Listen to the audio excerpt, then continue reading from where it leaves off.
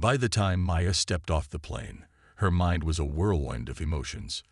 Anger, embarrassment, disbelief. She couldn't believe what had just happened. One moment, she was settling into her first-class seat, ready to relax after a long day. The next, she was being dragged off the plane in front of dozens of strangers, all because of a seating mix-up that should have been resolved with a simple conversation. But instead of fading into obscurity, the incident was about to explode far beyond the confines of the airport. Unbeknownst to Maya, several passengers had recorded the altercation on their phones. Within minutes, those videos were uploaded to social media, accompanied by captions like racial profiling on a flight. And why was this woman treated this way? The internet, always hungry for stories of injustice, pounced. By the time Maya reached her hotel room later that evening, the hashtag Justice for Maya was already trending on Twitter. People from all over the world were sharing the videos, condemning the airline, and calling for accountability. At first, Maya didn't realize how big the story had become. Exhausted and emotionally drained, she collapsed onto her hotel bed, staring at the ceiling as she replayed the events in her mind. It wasn't until her phone buzzed incessantly that she picked it up. Notifications flooded her screen, texts from friends, missed calls from unknown numbers, and hundreds of comments on her social media profiles. At first, she thought it was spam, but then she saw the headlines. Black woman dragged off plane after seat dispute. Outrage over airline's treatment of passenger. And was this racial profiling? Maya scrolled through the posts, her heart sinking with each new message. Some people praised her for staying calm under pressure, while others expressed outrage on her behalf. News outlets had picked up the story, amplifying the public's fury. Comment sections were ablaze with debates about systemic racism, corporate responsibility, and the role of law enforcement. Strangers shared their own experiences of discrimination, creating a chorus of voices demanding change. As the hours passed, Maya began to feel overwhelmed. On one hand, she was grateful for the support. It was comforting to know she wasn't alone, that so many people understood the injustice she had faced. But on the other hand, the sheer magnitude of the attention was daunting. Reporters were now trying to reach her for interviews, and advocacy groups were asking her to speak out. Her private ordeal had become a public spectacle, and she wasn't sure how to navigate it. That night, unable to sleep, Maya sat by the window of her hotel room, watching the city lights flicker in the distance. She felt a strange mix of emotions: pride, fear, determination. Pride because she had stood her ground despite the humiliation. Fear because she knew the road ahead wouldn't be easy. And determination because she realized this moment could be more than just a personal injustice. It could spark a larger conversation about the biases and inequalities that still existed in society. As dawn broke over the skyline, Maya made a decision. She wouldn't let this incident define her as a victim. Instead, she would use her voice to demand answers, not just for herself, but for everyone who had ever been treated unfairly. Little did she know, her fight was only beginning, and the world was watching. The day had been long, filled with back-to-back meetings and endless cups of coffee. Maya Thompson, a sharp and confident businesswoman in her early 30s, was finally boarding her flight home after a grueling work trip. She had earned this moment of relaxation. Dressed in a tailored navy blazer and carrying a leather tote bag, she exuded professionalism as she stepped onto the plane. Her ticket confirmed she was seated in first class, seat 3A by the window. It was a small luxury she allowed herself after weeks of relentless hustle. As Maya settled into her seat, she glanced around at the other passengers. First class was quieter than the rest of the plane, its atmosphere calm and exclusive. She placed her bag under the seat in front of her and adjusted her posture, ready to unwind during the flight. But just as she pulled out her book, a man approached her row. He looked middle-aged, casually dressed, and slightly flustered. "Excuse me," he said, his voice firm but not overly polite. "I think you're in my seat." Maya blinked, surprised. She double-checked her boarding pass and showed it to him calmly. "This is 3A, she said, pointing to the seat number printed clearly on the headrest. "It matches my ticket." The man frowned, shaking his head. "No, I'm sure this is mine. It's supposed to be 3A. His tone grew more insistent, drawing the attention of nearby passengers and the flight attendants. A flight attendant hurried over, clipboard in hand. "Is there an issue here?" she asked, glancing between Maya and the man. Without waiting for an explanation, the man handed her his ticket. The attendant studied both tickets, then turned to Maya. "Ma'am, can I see your boarding pass again?" Maya obliged, handing it over with a polite smile. She felt a flicker of irritation but remained composed. After all, these mix-ups happened sometimes. Surely, once the attendant reviewed the documents, everything would be sorted quickly. But instead of resolving the matter, the attendant's expression shifted into something unreadable. She murmured, tapping her pen against the clipboard. Then, almost reluctantly, she spoke. "Actually, ma'am, we need you to step off the plane for a moment. There seems to be some confusion." "Confusion?" Maya stared at her, disbelief creeping in. "What do you mean? My ticket clearly shows this is my seat. Why should I leave?" The man crossed his arms, looking smug now. "Yeah, maybe you should check your reservation again," he said, his tone dripping with condescension. Maya's frustration deepened. She hadn't done anything wrong, yet she was being treated like the problem. Still, she tried to stay calm. "Look," she said firmly, addressing the flight attendant.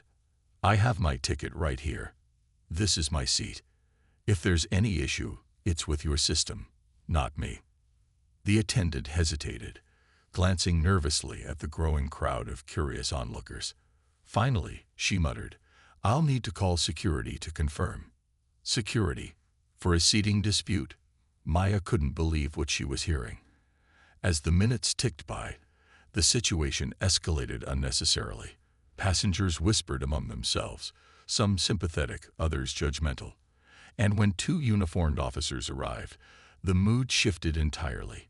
What started as a minor inconvenience had spiraled into something far more serious and deeply unsettling. The arrival of the two police officers sent a ripple of tension through the cabin. Passengers craned their necks, some pulling out their phones to record the unfolding scene. Maya sat upright in her seat, her heart pounding but her expression steady. She couldn't believe this was happening, over a seat assignment.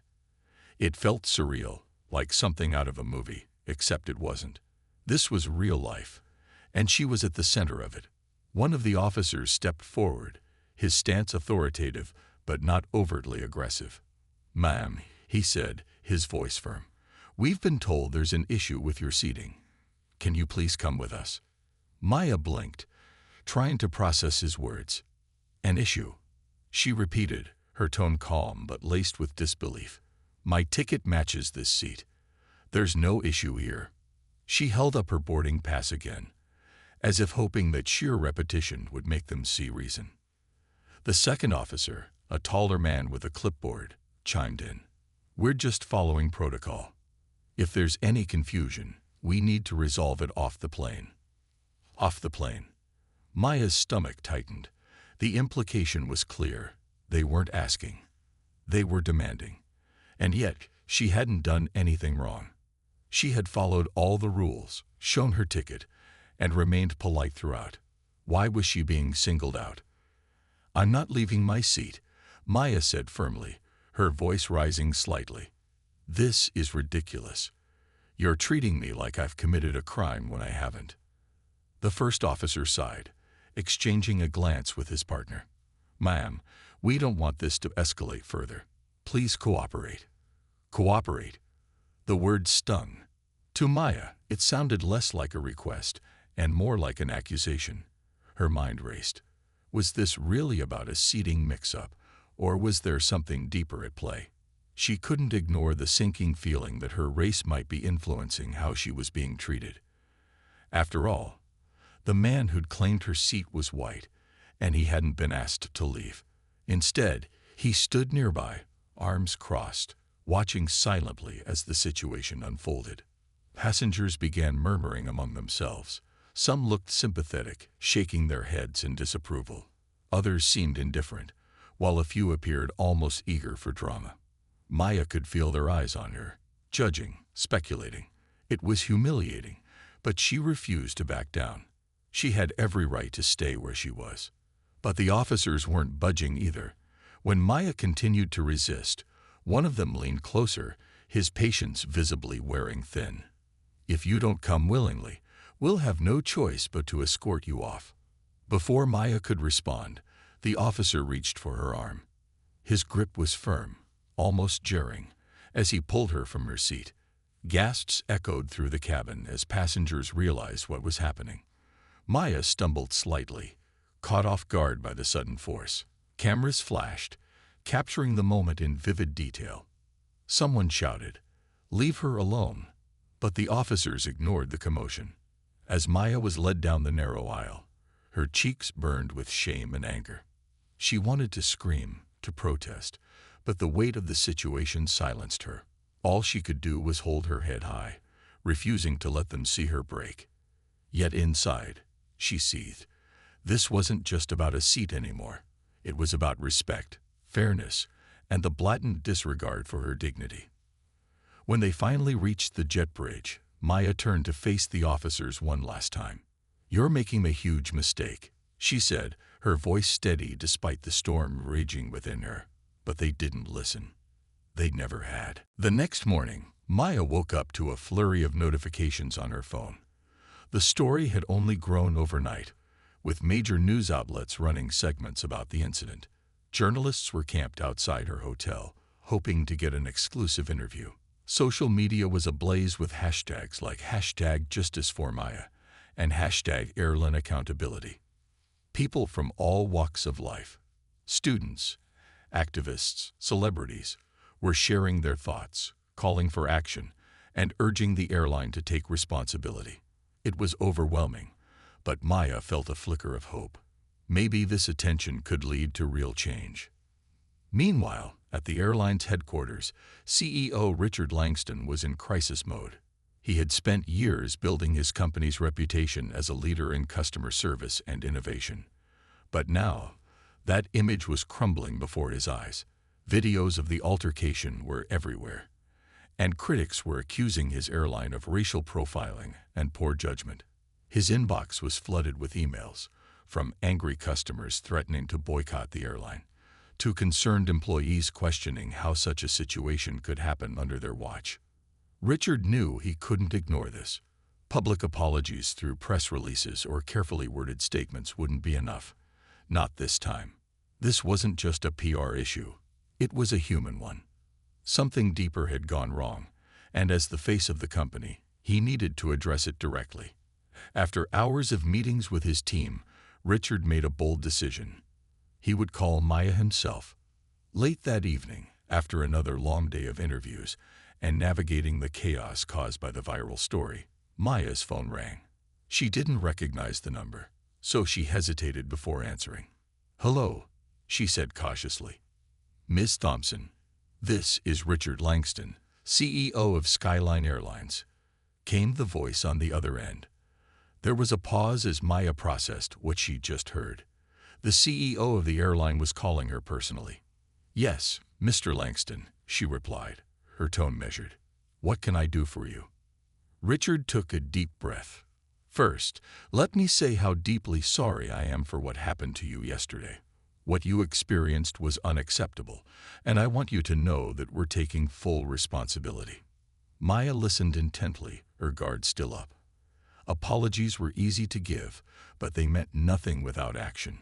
Sensing her skepticism, Richard continued, his voice sincere. "I've reviewed the footage myself, and I can't begin to imagine how humiliating and degrading that must have been for you. No passenger should ever be treated that way, especially not on our airline." For the first time since the ordeal began, Maya felt a glimmer of validation. Here was someone in power acknowledging her pain, not deflecting blame or making excuses, but owning the mistake. Still, she wasn't ready to let him off the hook just yet. "Thank you for saying that," she said slowly. "But words aren't enough. This wasn't just about me. It's about how people of color are treated every day, often without anyone noticing or caring." Richard nodded, even though she couldn't see him. "You're absolutely right," he admitted. "This goes beyond one incident. We need to look at our policies, our training, and the culture within our company. I want to make sure something like this never happens again." The conversation shifted as Maya opened up about her experience. The fear, the embarrassment, the frustration of being dismissed simply because of who she was. Richard listened quietly, occasionally asking questions to better understand her perspective. For the first time, Maya felt truly heard. By the end of the call, they agreed to meet in person to discuss concrete steps the airline could take to prevent similar incidents in the future. As she hung up the phone, Maya exhaled deeply. She didn't trust Richard completely, not yet. But this unexpected gesture gave her a small sense of hope. Change might be possible, but only if everyone involved was willing to put in the work. And Maya was determined to hold them accountable every step of the way. It was a crisp autumn morning when Maya boarded another flight with Skyline Airlines, a decision that had taken her weeks to make. After everything she'd been through, the thought of stepping onto a plane again filled her with mixed emotions. But this time felt different. She wasn't just a passenger. She was returning as someone who had helped reshape the airline's values. As she approached the gate, she noticed subtle changes. Posters promoting inclusivity adorned the walls, and staff wore badges reading, "Ask me how we're building trust." When Maya reached the front of the boarding line, a cheerful agent greeted her warmly. "Welcome back, Miss Thompson," he said with a smile, recognizing her name from the passenger manifest. "We're so glad to have you flying with us today." For a moment, Maya was caught off guard. It wasn't just his words. It was the sincerity in his tone, the effort to acknowledge her presence. She nodded, offering a polite smile. But inside, she felt a flicker of pride. This small gesture symbolized how far the airline had come. As she settled into her first-class seat, this time without incident, Maya couldn't help but reflect on the journey that had brought her here. Months earlier, she had been dragged off a plane in humiliation, her dignity stripped away in front of strangers. Now she sat surrounded by quiet luxury, treated with respect and care. The contrast was striking, almost surreal. Yet it wasn't just about her personal vindication. It was about the ripple effect of her courage. The policies changed, the conversations sparked, the lives touched. During the flight, a flight attendant approached her discreetly. "Miss Thompson," she began hesitantly, "I just wanted to thank you for everything you've done. Your story inspired me to speak up at work when I saw things that weren't right. You've made such a difference." Maya looked at her, surprised but deeply moved. "Thank you for doing your part," she replied gently. "Change doesn't happen because of one person. It happens because we all play our role." The exchange stayed with her long after the conversation ended, reminding her of the collective power of action. When the plane landed, Maya stepped off feeling lighter than she had in months. Walking through the terminal, she noticed passengers chatting casually, their faces relaxed, unburdened by fear or tension. It was a small observation, but it mattered. These moments of normalcy were what she had fought for, not perfection, but progress. Later that evening, Maya sat by her living room window, watching the city lights twinkle in the distance. Her phone buzzed occasionally with messages of gratitude from people who had followed her story. Some thanked her for inspiring them to advocate for fairness in their own workplaces. Others shared how they now felt safer traveling with Skyline Airlines. Each message reinforced her belief that standing up for justice wasn't just an individual act.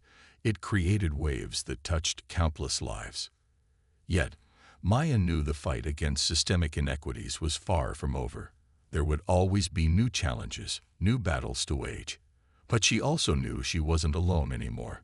Through her advocacy, she had built bridges, connecting people, sparking dialogue, and fostering accountability. And while she couldn't fix every problem, she could continue to shine a light where darkness lingered. As she sipped her tea, Maya allowed herself a rare moment of peace. She thought about the young girl she used to be, the one who dreamed of success, but never imagined the obstacles she'd face along the way. That little girl would be proud, she realized.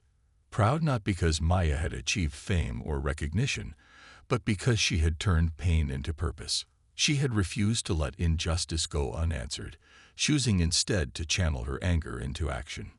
The scars of her past ordeal hadn't disappeared. They never would, but they no longer defined her. Instead, they reminded her of her strength, her resilience, and her ability to create change. As Maya set her cup down and turned off the lamp, she smiled softly. Tomorrow would bring new opportunities, new challenges. But tonight, she rested knowing she had already made a difference, one courageous step at a time. In the weeks following the meeting, Skyline Airlines wasted no time putting its promises into action. The airline launched a sweeping campaign to address the issues Maya had highlighted, starting with a bold announcement on social media. "We're listening, and we're changing," read the caption of a post featuring Maya's story alongside a list of commitments. The response was mixed. Some praised the airline for taking responsibility, while others remained skeptical, demanding proof that these changes would stick. Behind the scenes, the executive team worked tirelessly to implement the new initiatives. First came the anti-bias training program, developed in collaboration with leading diversity consultants. Employees from every level of the company were required to attend workshops designed to uncover unconscious biases and teach empathy-driven communication. Role-playing scenarios allowed staff to practice handling sensitive situations, like seating disputes or passenger complaints, without escalating tensions unnecessarily. Maya played an active role in shaping the curriculum, sharing her insights during focus groups with trainers. She emphasized the importance of accountability, suggesting that employees who failed to meet standards should face consequences. "Training is great," she told the team, "but it has to mean something. Otherwise, it's just another box to check." Next, the airline introduced updated guidelines for involving law enforcement.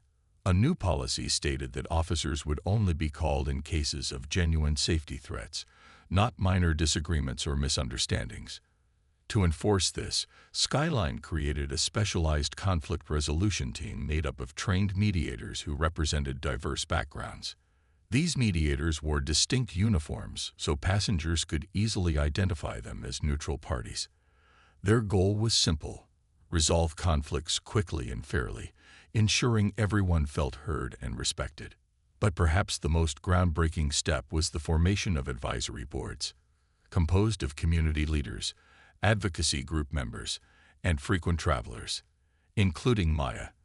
The boards met monthly to review policies, analyze customer feedback, and propose improvements.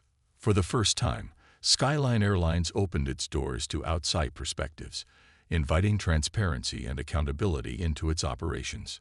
Passengers noticed the shift almost immediately as the airline began publishing detailed reports on its progress, complete with data on employee training completion rates and customer satisfaction scores. Public perception slowly started to shift. Stories emerged of passengers praising the airline's improved service and proactive approach to resolving issues. One viral tweet recounted how a mediator calmly diffused a heated argument over carry-on space, earning widespread admiration online. Another passenger shared how a flight attendant went above and beyond to accommodate their dietary restrictions, calling it the best flying experience ever. Slowly but surely, trust began to rebuild. Still, Maya knew better than to celebrate too soon. Change wasn't linear. It required constant effort and vigilance. During one advisory board meeting, she challenged the executives to keep pushing boundaries. "This is just the beginning," she reminded them. "You've taken important steps, but true transformation takes years, not months. Keep listening to your customers and holding yourselves accountable." Her words resonated deeply with Richard Langston, who had grown increasingly invested in the process. He realized that this wasn't just about fixing a PR crisis.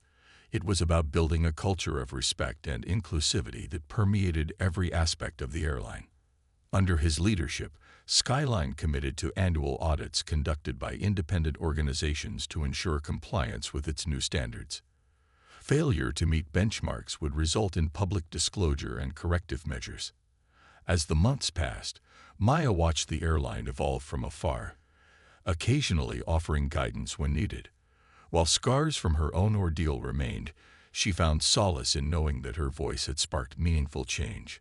The journey wasn't over, but the foundation had been laid, and it was stronger than anyone had anticipated. The meeting took place in a sleek conference room at Skyline Airlines headquarters, a space designed to impress with its glass walls and polished wooden table. Maya arrived calm but resolute, dressed in the same professional attire that had become her armor during the ordeal. She wasn't there to be intimidated or placated. She was there to ensure real change happened. Richard Langston greeted her warmly, his demeanor humble yet sincere. He introduced her to his executive team, senior leaders responsible for operations, customer service, and diversity initiatives, all of whom sat attentively around the table. As the discussion began, Richard opened by reiterating his apology. "Miss Thompson," he said, "what you went through is not reflective of the values we strive to uphold as a company. But clearly, there are gaps between our intentions and our actions. That's why we're here today, to learn from your experience and make meaningful improvements." Maya appreciated his candor, but she knew words alone wouldn't suffice. She leaned forward slightly, her voice steady but firm. "Thank you for acknowledging that," she said, "but I want to be clear, this isn't just about me. It's about every passenger who has been treated unfairly because of their race, gender, or background. If we don't address those underlying issues, nothing will change." With that, Maya pulled out a folder filled with research she had compiled overnight. Inside were statistics on racial profiling in the airline industry, personal stories from other travelers who had faced discrimination, and examples of policies implemented by companies striving for equity. She laid it all out on the table, turning each document into a conversation starter. "Let's start with training," she suggested. "Your staff needs more than a one-time seminar on diversity. They need ongoing education that challenges biases and teaches them how to handle conflicts fairly. And it can't just be optional, it has to be mandatory." Richard nodded thoughtfully, jotting down notes. "Agreed," he said. "We'll work with experts to develop comprehensive anti-bias programs. These won't just cover frontline employees either. They'll include everyone, from pilots to executives." Encouraged by his response, Maya moved on to another critical issue: law enforcement involvement. "What happened to me shouldn't have escalated to calling the police," she explained. "There needs to be clearer guidelines about when, and if, security should get involved in disputes like mine. Otherwise, passengers will continue to feel targeted based on stereotypes." One of the executives chimed in, proposing the creation of a dedicated conflict resolution team trained to de-escalate situations without relying on external authorities. Maya liked the idea but pushed further. "And those teams need to reflect the diversity of your passengers," she added. "Representation matters. People need to see themselves in the people helping them." As the meeting progressed, Maya challenged the executives to think bigger. She proposed forming advisory boards made up of diverse voices, community leaders, advocacy groups, and even former passengers who had experienced discrimination. Their role would be to provide feedback, review policies, and hold the airline accountable. To her surprise, Richard embraced the suggestion wholeheartedly. "We've relied too much on internal perspectives," he admitted. "Bringing in outside voices will help us grow and stay grounded in reality. Let's make it happen." By the end of the session, several key initiatives had taken shape: revamped training programs, updated protocols for handling disputes, and the establishment of advisory councils. Richard promised transparency throughout the process, pledging to share updates publicly so customers could track the airline's progress. For the first time since the incident, Maya felt a sense of cautious optimism. This wasn't just lip service, it was a blueprint for change. As they wrapped up the meeting, Richard extended his hand to Maya. "Thank you for pushing us to do better," he said sincerely. Maya shook his hand, her expression thoughtful. "I'm holding you to that promise," she replied. The road ahead wouldn't be easy, but together, they had planted the seeds for transformation. Months after the incident that had once dominated headlines, Maya noticed a subtle but undeniable shift in how people viewed Skyline Airlines. The company's efforts to address systemic issues weren't just empty promises. They were translating into tangible results. Passengers shared glowing reviews about their improved experiences, from calmer interactions with staff to more thoughtful accommodations for diverse needs. Social media buzzed with positive stories. A family traveling with a child who had special needs praised the airline for going above and beyond. A young woman recounted how a mediator helped her resolve a seating mix-up without drama or bias. For Maya, these changes felt personal. She had become a symbol of resilience and advocacy, not just for herself, but for countless others who had faced similar injustices. Her name was now synonymous with progress, and she embraced the role with grace and determination. Invitations poured in, from conferences eager to hear her speak about racial equity, to advocacy groups seeking her guidance on corporate accountability. Yet Maya remained grounded, always reminding audiences that her fight wasn't over. "This isn't about one victory," she often said during interviews. "It's about creating lasting change." Skyline Airlines continued to evolve under Richard Langston's leadership. The advisory boards Maya had championed proved invaluable, offering fresh perspectives and holding the company accountable. One innovative idea they proposed was a passenger feedback app, allowing travelers to report incidents of bias or dissatisfaction in real time. This data was reviewed weekly by senior management, ensuring transparency and swift action when necessary. The app quickly gained popularity, empowering customers to feel heard while providing the airline with critical insights into areas needing improvement. Public perception of the airline transformed dramatically. What had once been a story of shame and outrage turned into a case study of redemption and reform. News outlets revisited the incident, highlighting the steps Skyline had taken to address its mistakes. Headlines like "From Crisis to Change," "How One Passenger Sparked a Movement," and "Skyline Airlines Sets New Standards for Equity" replaced the earlier narratives of blame and distrust. Even critics who had initially doubted the airline's sincerity began to acknowledge its commitment to meaningful transformation. Maya herself became a national figurehead for combating racial injustice in corporate spaces. Her advocacy extended beyond airlines, as she used her platform to push for broader societal change. She partnered with organizations focused on workplace equality, mentoring young professionals, and amplifying marginalized voices. Despite her growing influence, she never lost sight of why she started this journey: to ensure no one else would endure what she had. One evening, Maya received an email from Richard Langston, inviting her to attend Skyline's annual shareholders meeting as a guest speaker. At first, she hesitated, unsure if she wanted to step back into the spotlight associated with the airline. But something in his message resonated, a genuine desire to honor her contributions and inspire others to follow suit. After careful consideration, she accepted. When the day arrived, Maya stood before a packed auditorium filled with executives, employees, and stakeholders. As she spoke about her experience, her voice carried both strength and vulnerability. "What happened to me was painful, but it also opened doors I never imagined," she said. "It showed me the power of speaking up and holding institutions accountable. And it reminded me that even in our darkest moments, we have the ability to create light." Her words earned a standing ovation, leaving many in tears. For Richard and his team, it reinforced their mission to keep pushing forward. They knew the work was far from done, but with Maya's continued support and unwavering belief in progress, they felt equipped to face whatever challenges lay ahead. As Maya left the stage, she realized something profound. The scars of her past ordeal had begun to heal, not because they disappeared, but because she had turned them into a force for good. The road ahead still stretched long, but she walked it with purpose, knowing she had already made a difference.